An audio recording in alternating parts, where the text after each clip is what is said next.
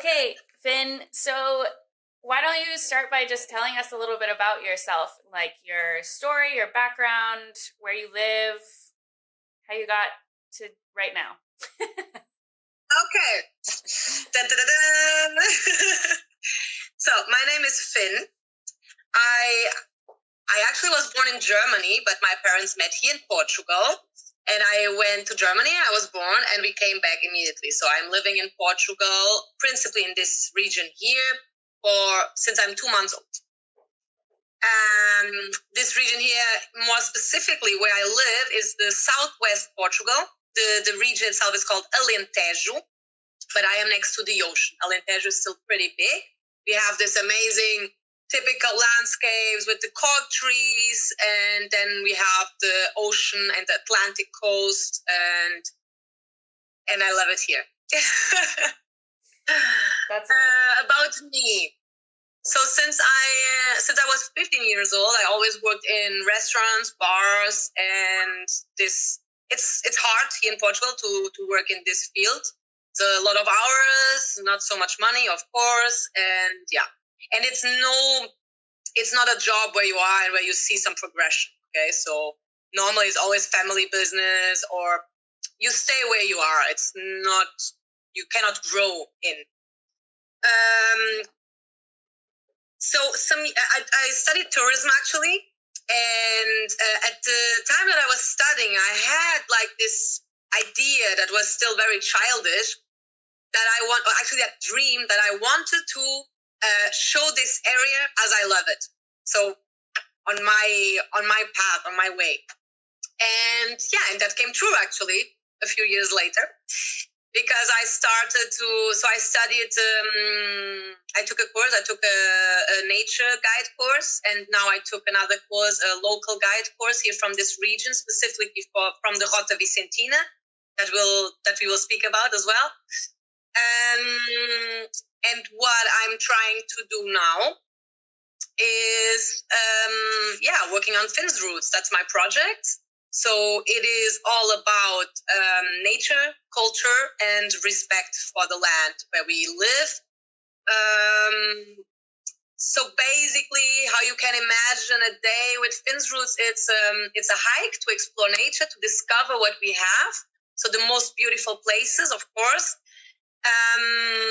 With the outdoor picnic, where we have a tasting of the most seasonal, most local products from the best projects itself. So the projects itself, where these products come from, are sustainable, are thinking about the future. Is not just any cheese. No, there is a story behind.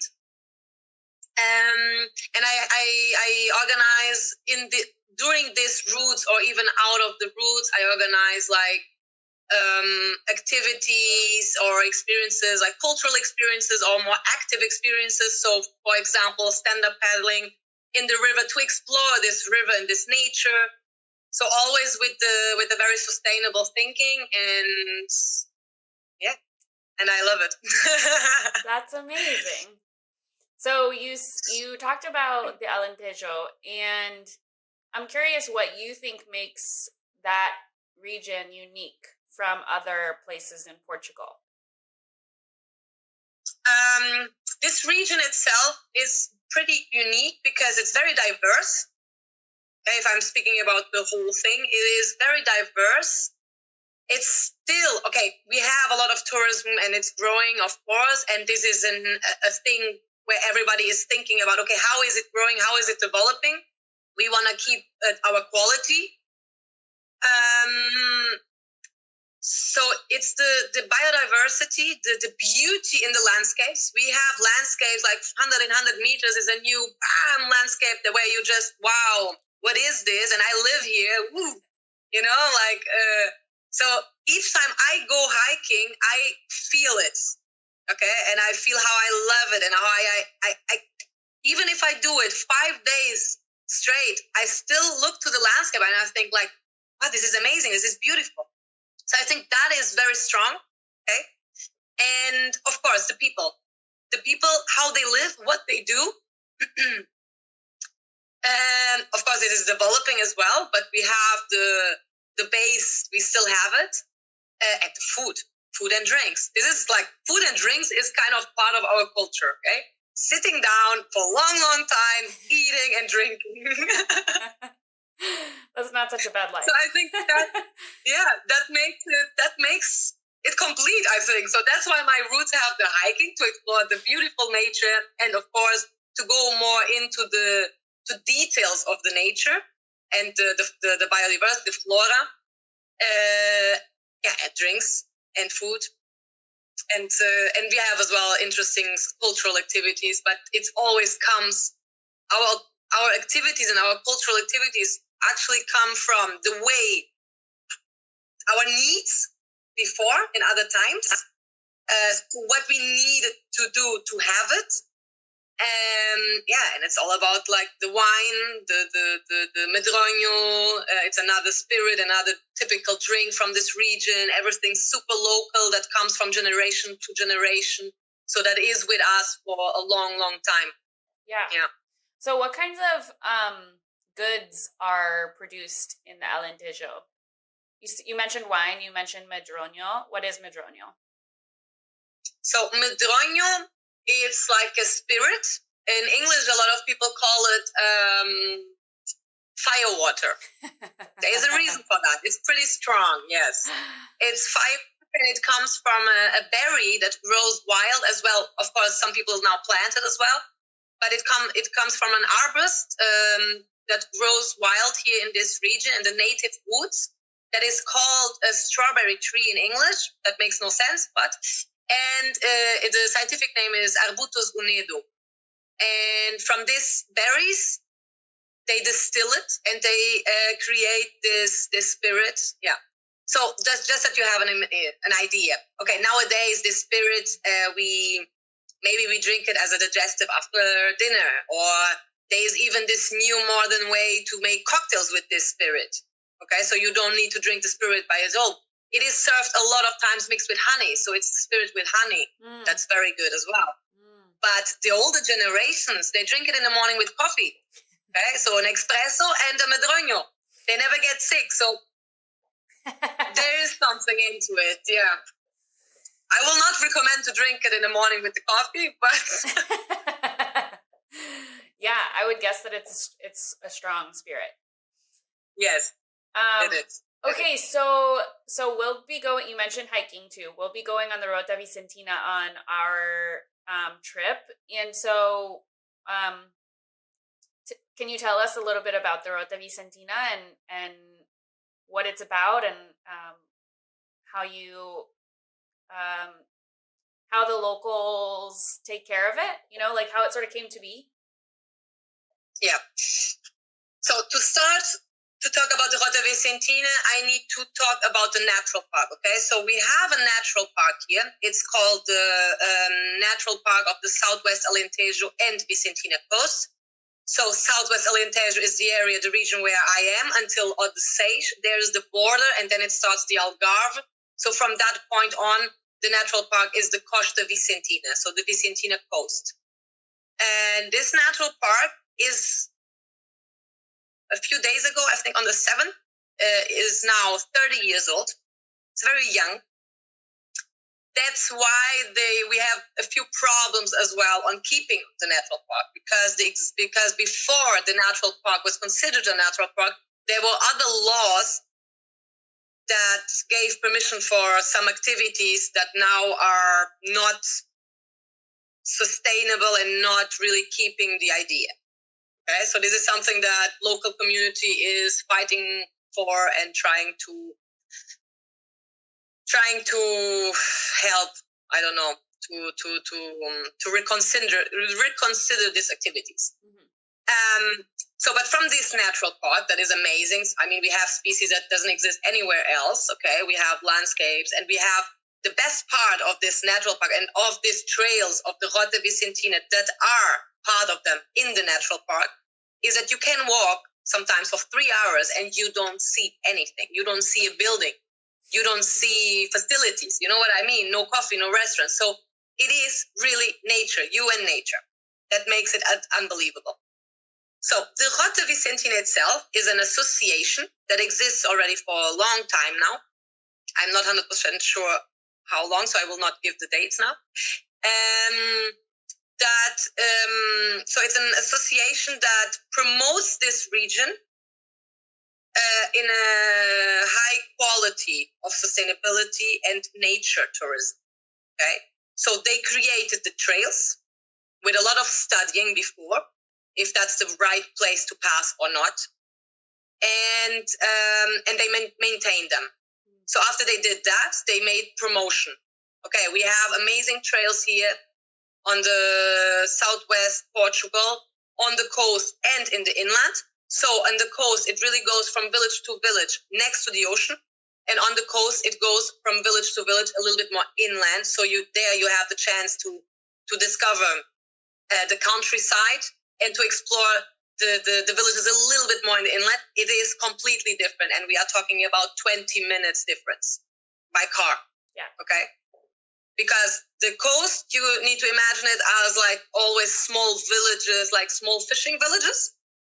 And then you have the inland where everything developed in a different way because this area was protected by the hills, the hill range that we have. And so there they explored much more the agriculture, the mines. So it developed in a completely different way. So they have much more to do with the honey production, olives for the olive oil, the cork trees for the cork. So this is the difference, the ocean and the inland. Mm-hmm. So just to give you an idea, the Rota Vicentina, it's not only for tourists, okay? It is as well for the local communities. So it's like a net, you know, like an interligation. Yeah. You know what I mean? Yeah. It's sort of like a symbiotic relationship. Yeah. Exactly. And it's like a connection between what we have to offer. So where you can stay, where you can eat, what you can do with the trails and the facilities for the trails, all the information. And right now they are working as well with cycling tours. So you have cycling routes and trails. But the walking trails right now, you can walk 750 kilometers if you want. It's a lot. What might you see on the trail? Storks? You can see a lot. And you can see nothing. Some people, they just walk because they want to get to the end. Yeah. But you can see a lot, and we will see a lot. Cool. Because we will do both. We will do the inland and the coast. Yeah. So 2 completely different landscapes. Okay. Mm-hmm. Okay, but you can imagine. Yeah. So imagine we are going on the trail at the coast. Okay. And we will start to hike at a wonderful beach. And at the time we will do it, it will be an empty beach. If it's low tide, it's huge. Only the beach you can walk back and forward. You need to imagine our coast is wild. Okay. So it's dunes. We have a lot of dunes. We have a lot of cliffs, and we have a lot of rocks as well in the ocean. And how you can imagine, in a really good day, the water from up of the cliff, you look down, and it's crystal clear. Okay, wow. It's almost like in the Caribbean style, because you look, and if the sun is shining and the ocean is calm, I already saw a fish. Wait, it doesn't fit in the camera, but it's way bigger. A fish like this size, a sea bass, from 15 meters up. And I looked down and I saw it. So this is how clear it is. And of course, it makes it unbelievable. That's awesome. Well, you will see a lot of different colors and plants, and if we are lucky, we see the storks at that time probably will be gone, but we will see the stork nests. Yes. And we will be able to imagine how, because there's another very unique thing on this coast that you don't see anywhere else in the world, and that's the stork nests. The storks, they do the nest on rocks that are further away from the land, from the cliffs. Oh, and okay. that's something unique. So sometimes you see huge rocks with 10 nests and the storks there. You can see it from the cliff. You can see it from the cliffs, but you don't get there, and that's amazing. Yeah. Yeah. And so how long generally are the sections of the trail that we'll go on? So like how many hours kilometers. or how many kilometers? Okay. So the trails mostly go from 15 to 25 kilometers. Okay. But with me, normally, so I know exactly where I can cut it and where are the best parts of it. Mm-hmm. And there are parts it's really not so interesting to walk. And I mean, maybe sometimes it's the last 3 kilometers and it is tiring because we walk on sandy trails. Okay. And sometimes we have trails, for example, they are very diverse. So you go up and down and on sand and then in a pine wood. That makes it easier. But when it's only sandy trails, it can be really tiring. Yeah.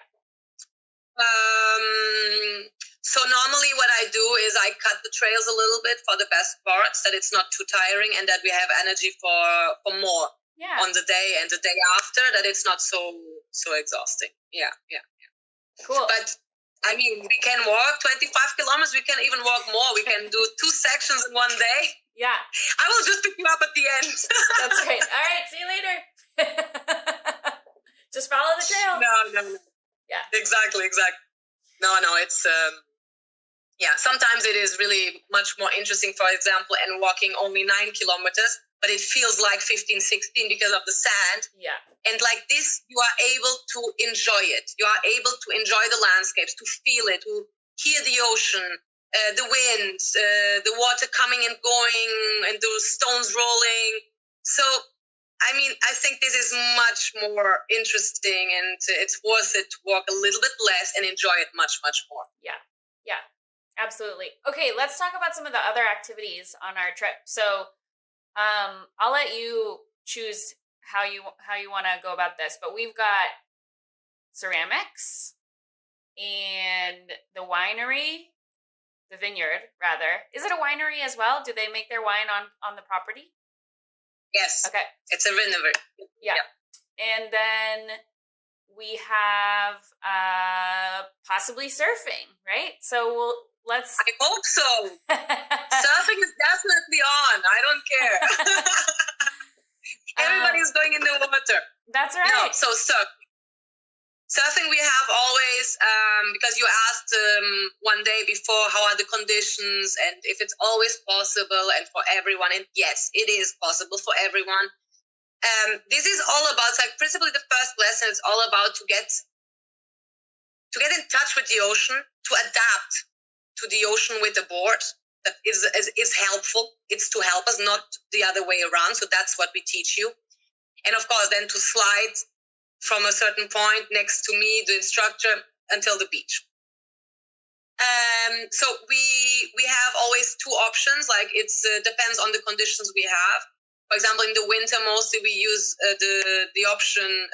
It's called Praia das Furnas. Is a beautiful beach that was considered one of the wonders of Portugal a few years ago. And the other beach, it depends, of course, but the other beach in the summer is perfect, but in the winter can be really rough. So the ocean changes every day. We have currents, we have bigger waves, smaller waves, wind, no wind. So we always adapt, and that's why the hour depends on the tide. We always give surf lessons on low tide because like this, the students, the beginners can be, it's safe, okay? So it is super safe and it's experience for everyone. We have bigger boards, smaller boards. It's very fun. Even if it's not like, I'm super good in this, that's not the point. The point is to try it out and to enjoy it. I mean, and yes, you will fall down in the water, but I will teach you how to fall, so. Yeah, totally. No problem. It's super fun. And it's a really good way to experience the ocean energy in a different way, okay? So an exercise that I love to do always, and we can do it when you will be here, is, okay, the first thing we do is, imagine if the ocean is a little bit more rush, okay, messy. So what we do first is, let's find our calmness in this mess. Because like this, you will be super calm and you will just go with the flow. And that's what we will learn at the beginning. And this is an amazing experience, for example, to explore the ocean.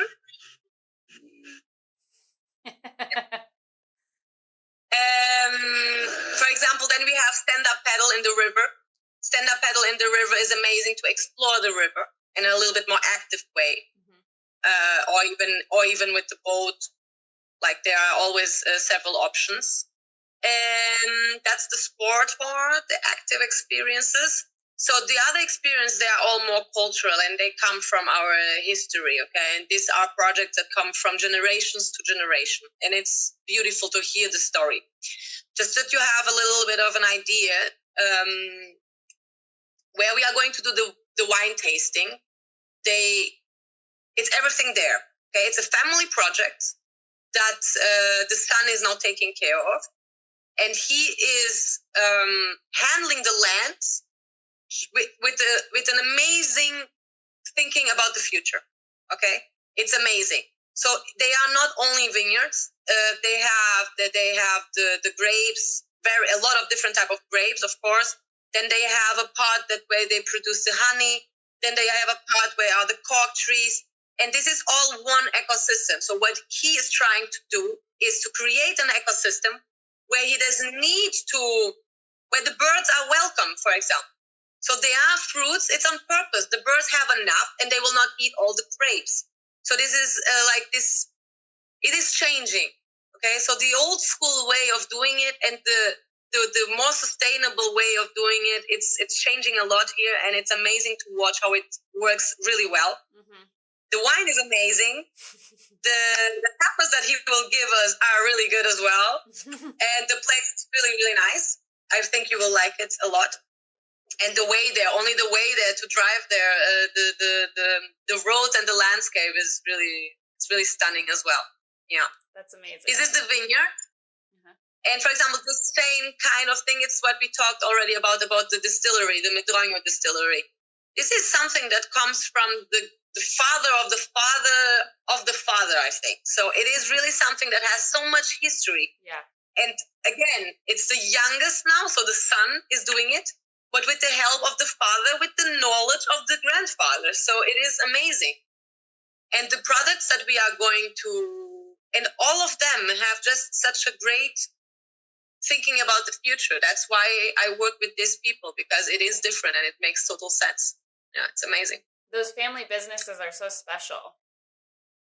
So special to see those traditions carried on, and also that the newer generation still want that, you know? Like, it's easy to see those crafts die when the son doesn't, or, you know, the next generation doesn't care anymore. But to be able to witness it continue on is like, wow, this is so, so special. It is amazing. And it's and you said some crafts, they disappear. And of course that happens as well here. It's but here in this area we still are very lucky with that. But for example, with the ceramic, the ceramics, it's something that the way they did it before and the reason, of course, changed a lot. So now what happens more, it's more like, it's not anymore because they started because we needed it, right? We had the material and we needed plates and we needed pots and stuff. And now, of course, it's more like an atelier. So it's more because it's nice, it's old school, and even the restaurants like to use these things. So the experience that we will have, for example, is really just to try it out, to touch it, to try it, to do something nice with it. Yeah.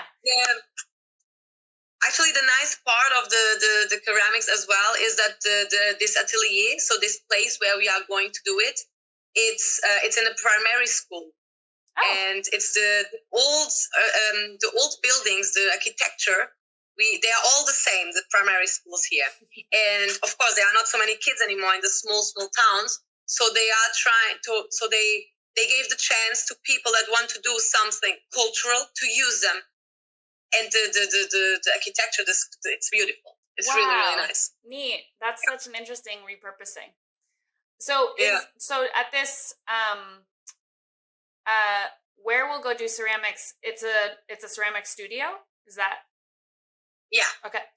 And do they also make ceramic tiles, or do they do Portuguese? Everybody knows about Portuguese tiles, right? Is that a place where they also make Portuguese tiles, or just bowls, plates, other tiles? Types of ceramic? In this specific place where we will try it out. Yeah.